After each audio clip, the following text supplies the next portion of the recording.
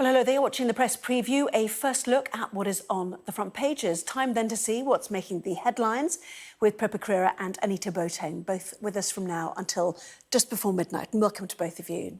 So to the front pages then, let us start with the Daily Mail. It looks into Putin's latest missile attacks against Ukraine. The headline, "The day death rained from the sky." Zelensky pleads for more help to combat Russian terrorist attacks, reads the front of The Guardian as it looks at Ukraine's response to those attacks. Meanwhile, Truss faces a showdown with rebels, predicts the Eye as they foreshadow the Prime Minister's cabinet meeting tomorrow. The Financial Times looks at attempts by the Bank of England and the Chancellor to calm markets as borrowing costs soar again, the paper tells us. Front of the Metro covers the beginning of a court case looking into the deaths of 7 babies. The Express also leading on that, as does the Daily Mirror.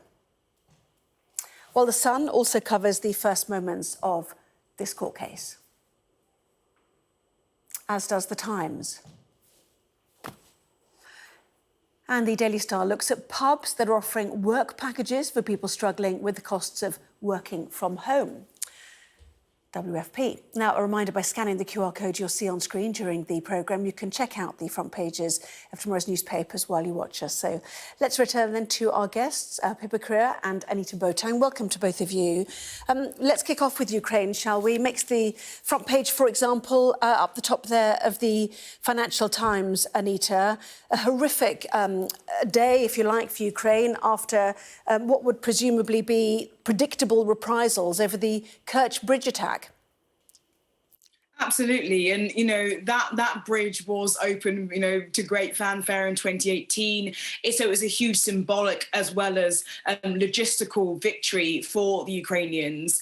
And it surprised no one, but the ferocity and severity of the retaliation from Russia has been extraordinary. We're talking about 80 missile attacks, 11 people dead, over 60 injured, and not sort of the targets that you might expect, infrastructure targets, but in civilian centres in Kyiv. This is really quite an astonishing and devastating moment for the Ukrainians. But I almost want to take this moment to go back to where we were in February when this all began. And, it almost felt like it was going to be some sort of guerrilla war. And what we've seen from the Ukrainians is organisation, is ruthlessness, is efficiency, and is these kinds of victories that means that inevitably, as we've seen reported on many of the front pages, they're asking for more anti-defence systems. They really want to continue to make progress and, whisper it, but you can see a world in which the Ukrainians do not have to, reach a negotiated settlement with Russia. And G7 leaders, we know, on Tuesday will hold a virtual meeting. Liz Truss, we are told, is expected to also call for a full meeting of NATO leaders, urging leaders to remain steadfast. And President Zelensky also attending that meeting. And he is, The Guardian tells us, desperately keen to get anti-aircraft systems in place. So this is the extra call to help, as he put it, combat Russian terrorist attacks. This word terrorism now being bandied about.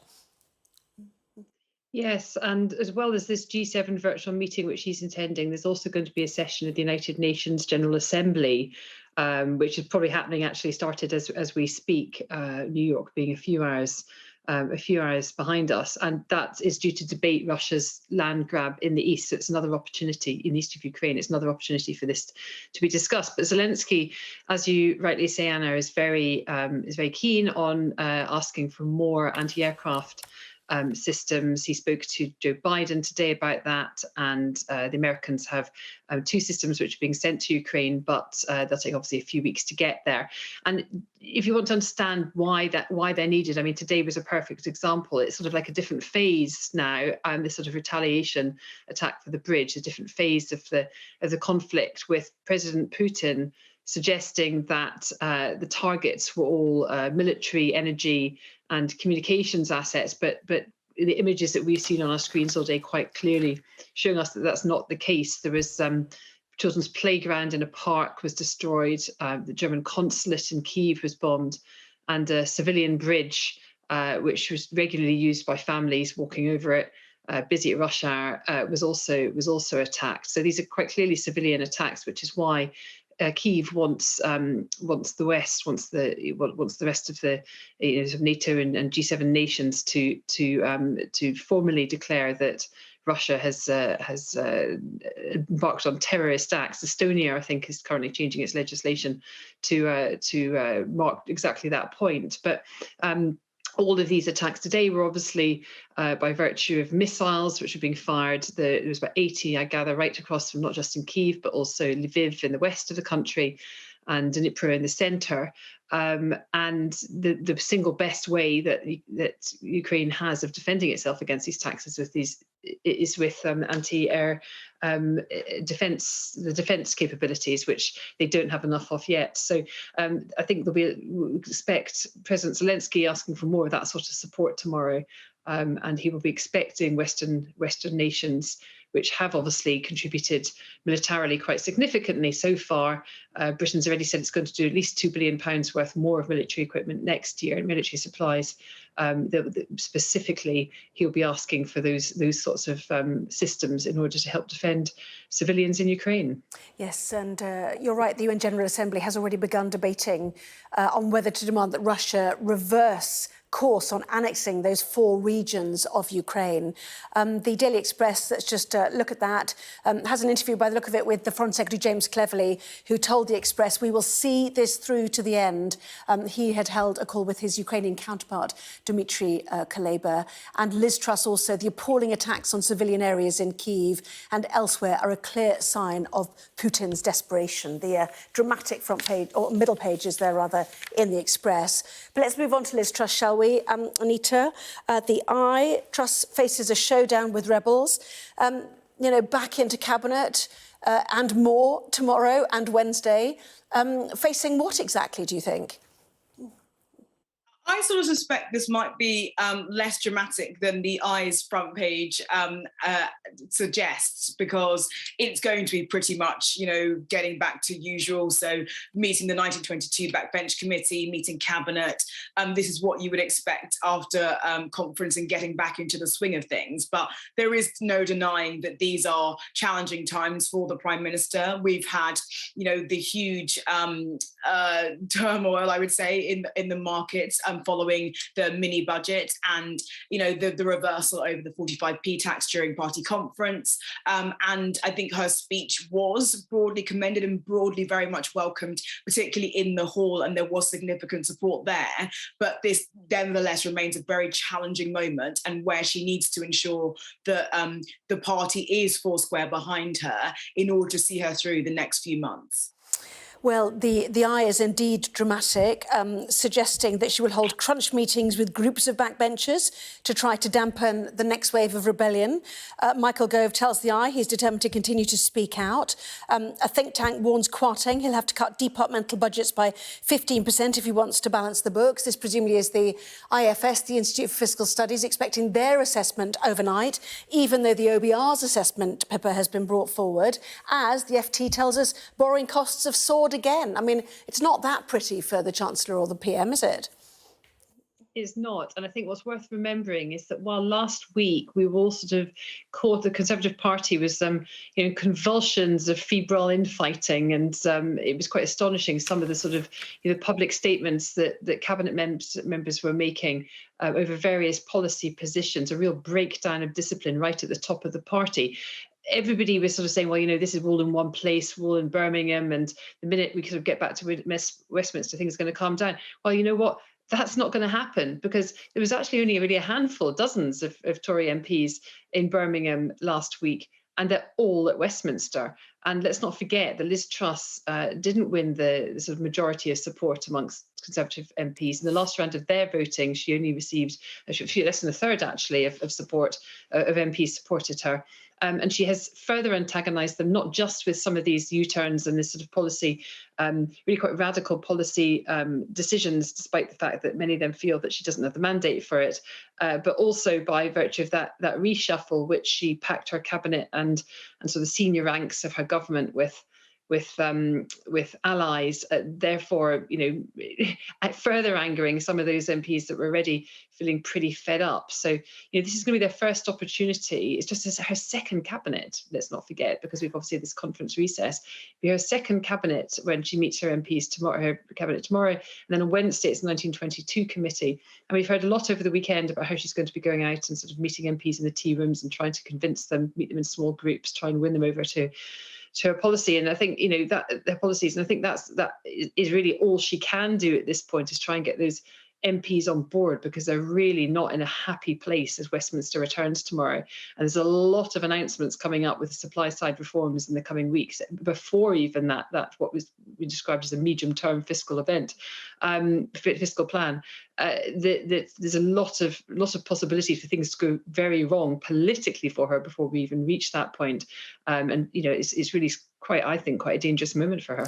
Yes, and just quickly, Anita, can they continue with that reforming agenda? This sort of so-called supply side reform that they want, and the backdrop of this, as the FT puts it, is that some Tories believe Kwasi Kwarteng will struggle to come up with any plausible medium-term debt reduction plan by the end of the month, and actually, austerity is going to be the watchword in the future. I think it's a tough ask, but I do think that Truss made a compelling argument for growth. And I think it's very clear that the country needs growth, and there is a lot of support for it from actually all sides of the aisle. And so I think that there is some momentum behind her reforming agenda. I think the question is, the challenge she's got is to bring people with her when she does this. And I would just say that there's this notion that her cabinet is completely stuffed with her allies, but actually several people that ran strong campaigns against Liz Truss are in her cabinet. Nadeem Zahawi, Anne-Marie Trevelyan was a big backer of Tom Tugendhat. You've got the likes of Suella Braverman and Kemi Badenoch, and I think there are alternative voices in her cabinet. And I also think that bringing in Greg Hands, very reliable, really trusted and very capable minister, to replace Conor Burns was another good step. So I think she's only 35 days in. There's a lot of road left to run, and I think there is room for her to be able to, to manage a parliamentary party in such a way that she can get some of these ambitious reforms through. OK, we will be watching carefully, won't we, this week, I think. Lots more still to come, including why the government could make it easier for builders by relaxing the requirement to make affordable homes. Back with that in just a moment.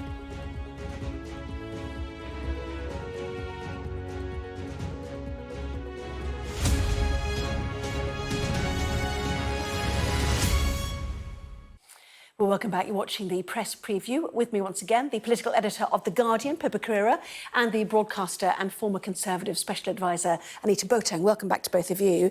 Pippa, let's go to the Times, shall we? We talked about some of the reforms that are coming, but ministers, the paper tells us, have drawn up plans to exempt developers from having to build affordable homes, to scrap environmental protections, and to allow people to add extensions without permission. Now, how will this go down?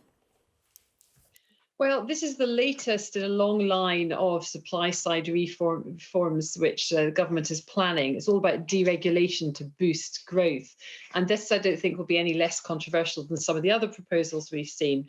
Not least because planning, I think, is going to be one of the most difficult areas for them to get through Parliament. There'll be legislation required. And despite Liz Truss's criticism of the anti-growth coalition, I think you'd have to think anybody who sort of sees how these things pan out at Westminster would recognise that some of her Tory backbenchers would have to be counted amongst that anti-growth coalition, because they tend to be extremely reticent to allow any sort of major planning reform. We've seen big rebellions on it in the past year. Major plans that Boris Johnson was planning had to be dropped, and I suspect that these won't be any different. Not least because there's some quite controversial elements to it, according to the Times. There's one suggestion that the threshold at which affordable homes will be should be built would go from developments with 10 houses up to those with 40 or 50 houses, which of course means a substantial decrease in the number of affordable homes which could end up being built. The idea being, of course, that it would help boost medium and small-sized developers, but I'm not sure that people trying to get on the housing ladder, particularly given the sort of the Tory emphasis on home ownership, would be particularly happy about that.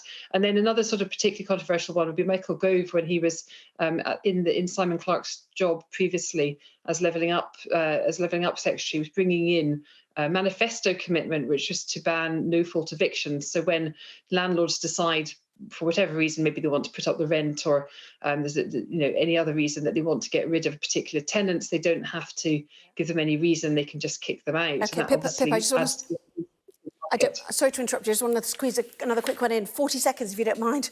On Scotland and the prospect of a referendum on October the 19th, barring a court case, though, Anita. Yes, this is a Supreme Court case that's been rumbling for a little while about whether or not Scotland can hold a referendum with itself without needing permission from Westminster. So quite a big moment for Sturgeon. And obviously, she had at the conference today restating her commitment and her belief that essentially a vote for the SNP is a vote for independence. So, I mean, we've been here before. It's tough words, but this Supreme Court case, which they are expected not to win, I mean, I hate to make predictions about these kinds of things, could be a kind of big moment for Scotland. Anita Boateng, Pippa Crerar, thank you both very much indeed. Thank you.